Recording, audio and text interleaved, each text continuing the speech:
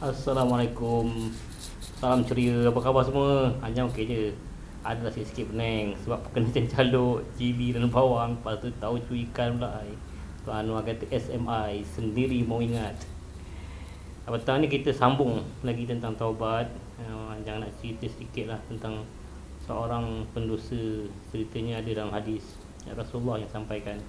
Jadi sudah tentu ada pengajaran yang besar kat situ, kena Rasulullah sendiri sampaikan.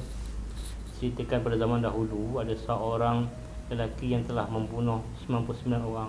Bukan seorang, bukan 10 orang, tapi 99 orang. Satu hari datang keinsafan di hatinya untuk bertaubat dan kembali kepada Allah. Lalu dia mencari orang alim lah untuk ditanyakan soalan tentang taubat. Allah takdirkan dia berjumpa dengan seorang pendeta. Lalu dia bertanya lah kepada pendeta tu, aku telah membunuh 99 orang, apakah masih ada peluang untuk aku bertaubat? Pendeta itu spontan berkata, menjawab, tidak, kerana besar kesalahan lelaki itu. Spontan jawab tak boleh. Mendengar jawapan itu, nafsu amarah lelaki itu datang serta-merta. Dia tak mampu nak lawannya, lalu terus membunuh pendeta tu untuk menjadikan mangsa pembunuhan yang ke-100 orang. Dahsyat. Jadi akhirnya dia bertemulah dengan seorang alim. Lalu dia ajukan soalan yang sama, aku telah membunuh kali ini 100 lah, macam tadi 100 orang, masih adakah peluang untuk aku bertaubat, dia tanya. Jadi orang alim yang ini pula berkata, ya, siapa yang dapat menghalang kamu untuk bertaubat? Dia beri pengharapan, pergilah ke kampung sekian-sekian, sana ada kumpulan yang sangat menjaga ibadahnya kepada Allah SWT, pergilah bergabung dengan mereka beribadah kepada Allah. Jangan kamu kembali lagi ke negerimu, kerana ia negeri yang sangat hina. Negeri itu mulia mungkin, tapi oleh kerana kita buat maksiat, jadilah hina. Lelaki itu pun menerus perjalanannya ke kampung ataupun negeri yang disebutkan oleh orang alim tadi. Namun ketika di pertengahan jalan, dia ditakdirkan meninggal dunia. Jadi berlakulah perselisihan atau perebutan di antara malaikat rahmat dan malaikat azab. Malaikat rahmat kata, dia ni datang dengan keadaan bertaubat, membawa hati yang diserahkan kepada Allah SWT. Malaikat azab pula kata, orang dia ni tak pernah melakukan apa-apa kebaikan langsung. Dan Allah datangkan seorang malaikat, satu malaikat berupa manusia untuk memberi jalan penyelesaian.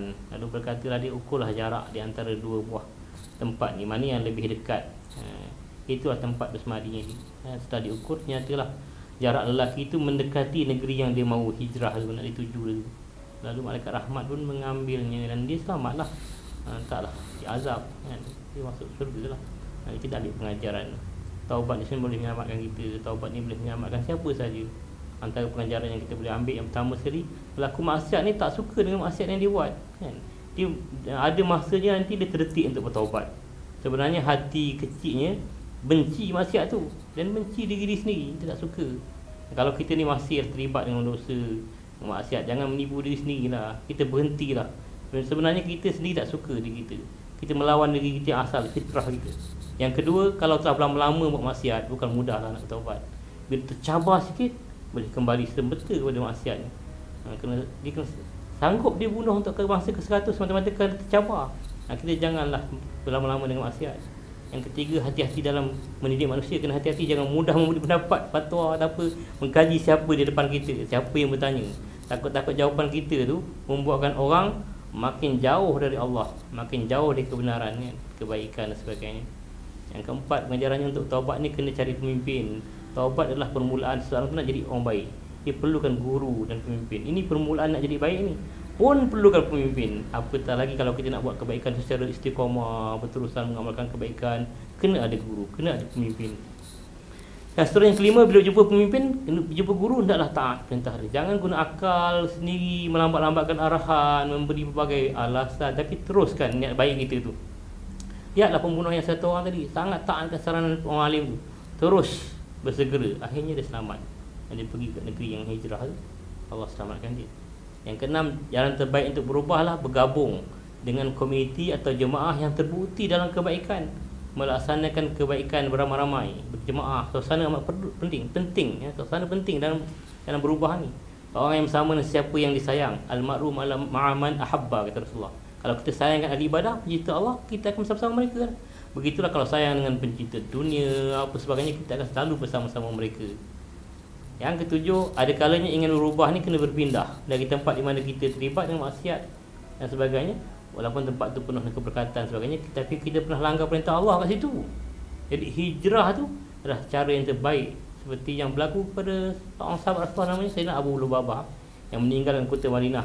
Walaupun kota Madinah tu penuh keberkatan, tapi kerana bertaubat, salah dia dah diampunkan, tapi dia tetap meninggalkan dosa, tempat tu dia buat dosa dan meninggalkan mana?